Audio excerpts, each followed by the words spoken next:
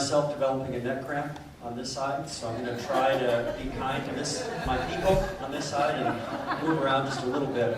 So I'm curious, from the Super Bowl experience over the weekend, on a scale of 1 to a million, 1 being horribly disappointed, a million being fantastically surprised and elated, how many ones are in the crowd? Horribly disappointed with the outcome? Wow, no one. Wow. Any millions? Related with the outcome? Okay, great, we got a few of those. How many of you in the middle really didn't care, didn't even bother? Okay, so we have quite a few of those. That's what I thought. All right, pretty friendly crowd, that's good. So my name's Gabe Lewall, I work at SMUD. I work in the group that does organization development as well as corporate learning. And so I'll share with you a few of the things that we did around knowledge capture. So we'll kind of jump in. Here we go. So a little bit about SMUD, who we are. So we're the 6th largest community-owned electric service provider. So we service an area of around 900 square miles surrounding Sacramento. So we have about 2,000 employees and about 1.4 million residents in our service territory. So we do have some challenges that I imagine a lot of you can relate to. We have an aging workforce, so surprise, surprise, common to a lot of utilities. So that was our big driver behind this effort. So we have about half of our employees that are becoming eligible to retire in our company. About a third of our managers are currently eligible. We have a heat map that we put together with the help of HR to look at our highest risk individuals. So those are people who have not just 5 or more years of service, but also 19 years 19 years of service, as well as they're vested in our retirement plan. So quite a few of our leads are also at risk. Our average age is 46. This is not Google, where the average age is 26, I think. And we have quite a few one-of-a-kind job classifications. Anyone else have that risk? Kind of one-person job classes, so we have quite a few of those. So that's a major risk area for us. So in terms of approaches, I think our first speaker was Patrick, had mentioned explicit and tacit knowledge. So really, we've got tons of explicit knowledge repositories where I work. We've got SharePoint. We're using 2013. That's got a ton of documents. We've got SOPs there. We have EDM, which is documentum software to track documents and RFPs and invoices and all that jazz. We have tons of shared drives, an alphabet soup of those. We've got process maps. We have training material. The challenge was when it came to the tacit knowledge that really only lived between the ears of individual subject matter experts, we did not have a process to try and capture that. So that's where this effort came in. So this effort really launched back in 2009, and my job was to lead a cross-functional team to come up with a process to start to capture some of the tacit knowledge that we knew was going to be leaving the organization very soon. In fact, we'd already lost some of it, so that kind of created a little bit of a fire underneath us. So the first thing we did is we actually commissioned 2 studies. One was an internal study, and another one was an external study. And the idea was to get kind of the lay of the land. So we wanted an outside perspective, an outside expert to come in. So we contracted with a consulting firm called CPS. So they specialize in HR consulting. They're a national firm. And we had them come in and do these 2 studies. It took them about 5-6 months to finish both. And we had 2 areas of focus. One was workforce planning, the other was knowledge capture. And the internal study was really designed to look at what's happening today inside the organization in those 2 areas, and to give us that landscape. On the outside is to look at what are some best practices that other companies have in place around workforce planning and knowledge capture. So that research was really, really valuable to both identify some internal practices that we might be able to leverage, as well as give us some outside best practices. So that's really where we started. Our team put together a set of recommendations that we took to executives, asking for their sponsorship of this initiative. We said, really, we don't want to go forward with any of this unless we have your support. And luckily, they were very, very supportive. Our next task was to roll out a set of toolkits company-wide. We put together a workforce planning toolkit, as well as a knowledge capture and retention toolkit. So this is our process specifically around knowledge capture. So we have 3 stages. First thing we do is assess who are those individuals in that organization, whether it's a department, typically we're at the department level, who are most at risk of leaving with critical knowledge or skills. So we do what's called a knowledge loss risk assessment. Typically, the people involved in that first stage is the leadership of that area, and they're identifying key SMEs that really they're losing sleep about potentially losing for a whole variety of different reasons. So it could be, this is someone who has already said, you know what, I'm probably going to retire. Or maybe this is someone who is likely to promote or transfer. So there could be lots of different reasons for that. So we get kind of a short list of names as a result of that first phase in the process. The next two phases take a little bit longer. So we sit down with the SME in question, and typically we try to include their supervisor as well, and we do a deep dive in terms of all the stuff in your head, what do we need to focus on for knowledge capture? So it's really a prioritization process to try and look at where do we start. You've got kind of this huge elephant, and how do you start to tackle that? So that's step 2. Step 3, we look at putting a plan together, and we review a variety of different strategies, and I'll talk about some of those.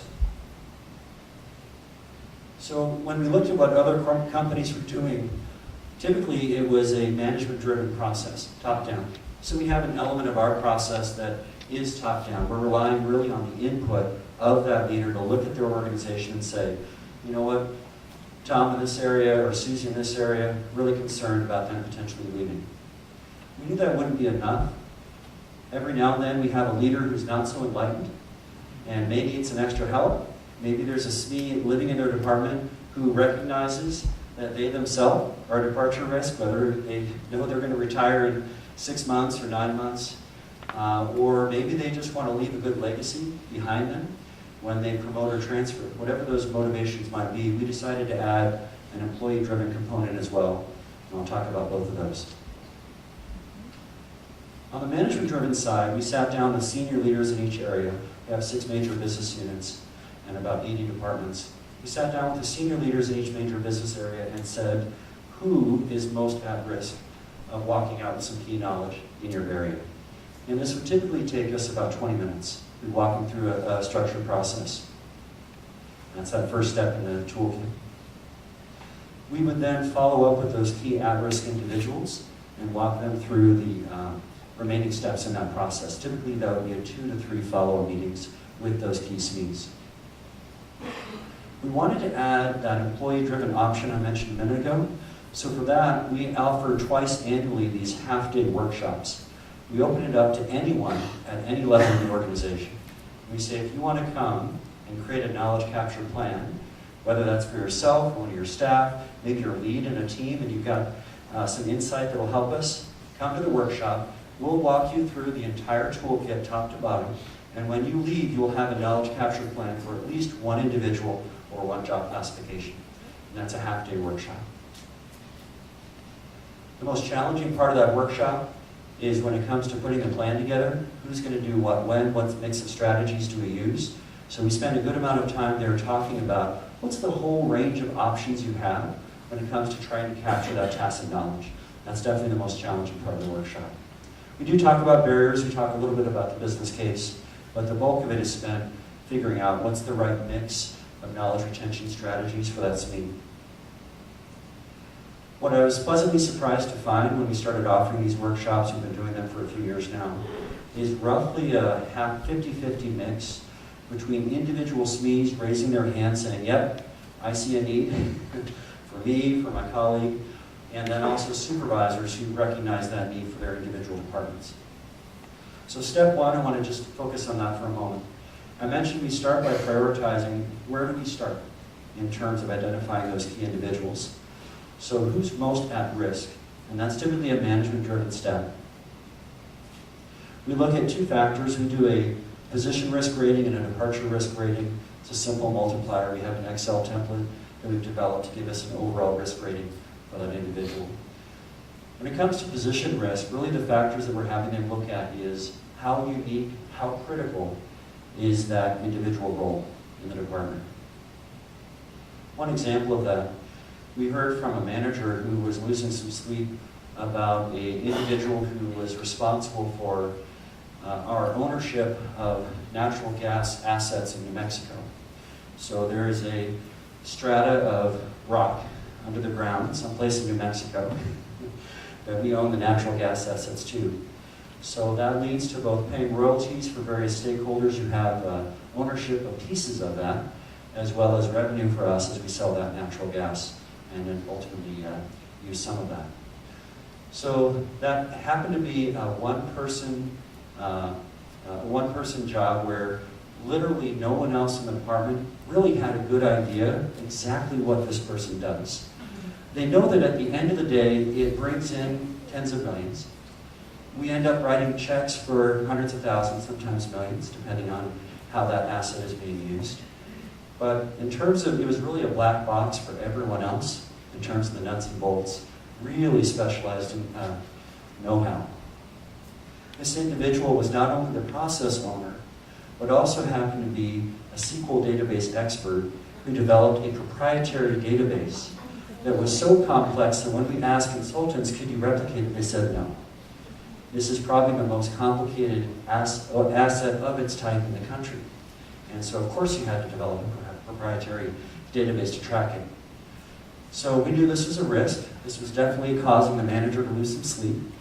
So we sat down and we said, in step 2, tell us about your job.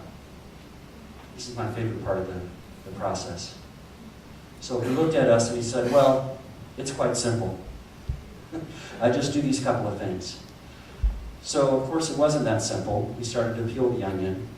8 sessions later, 10 process maps later, we figured out it really wasn't that simple. So there was a lot of this deep, deep tacit knowledge, not just on the technical side in terms of how this whole database was developed, which was one of a kind, but also the actual process itself. So the other thing we look at is departure risk, and the key question we're looking at there is what's the level of risk in terms of this person leaving that current job classification. Again, could be lots of reasons for that. Maybe the risk is them promoting. That's a good thing, right? But it means we're going to have a vacancy in their current job. Maybe it's transfer. Maybe it's retirement. We certainly have plenty of retirements that are causing that risk rating to go pretty high. So at the end of the day, we just multiply them, so our max is 25, and we have kind of a semi-scientific process to then group those individuals into one of 3 categories: high, medium, low risk, which is relative, because if your average is 20, you have to now be a little bit more picky about where we start. Right?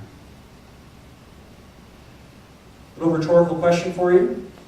For those with those the critical and key roles, should we capture everything they know or do? Of course, the answer is no. We need to be really specific and targeted about this. So that leads us to step 2. Step 2, we look at the question, okay, of everything in between that person's ears, what's the most critical knowledge or skill? What's really at risk here? If there's admin stuff or routine stuff they're doing, we don't need to capture that. We've got 20 other people that can do that or know that process. So really for that one individual, what's unique? So this is a pretty time-consuming step. I've seen it take as little as 45 minutes, as long as 2 to 2.5 hours. And it's literally a brain dump of everything that they're doing today in terms of processes they own, reports they generate, tasks they're responsible for, and then we go through a prioritization process to filter out what do we really need a plan to capture.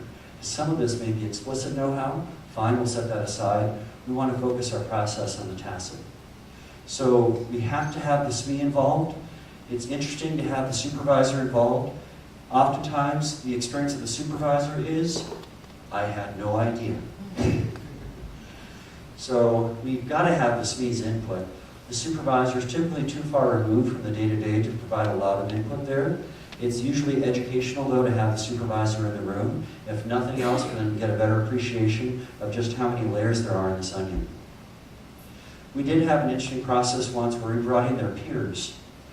And what happened there, in this step 2, we go through a couple of other ratings in the second part of the toolkit. And inevitably what happened is the SME would give it a low to middle rating, meaning low risk. Everybody probably knows how to do this. And what happened is the peers kept speaking up and saying, no, not really. I don't know where that is, or I'm not the expert like you are. We're always going to you with our questions. So that ended up lifting a lot of those low to middle ratings. The SME did not recognize themselves. You know what? actually I am the expert here. People are relying on me for that kind of tacit knowledge. So step 2, we do a couple of ratings, or a few actually. We look at how important is that know-how, how rare is it, and what's the level of documentation. So importance, an example would be, is the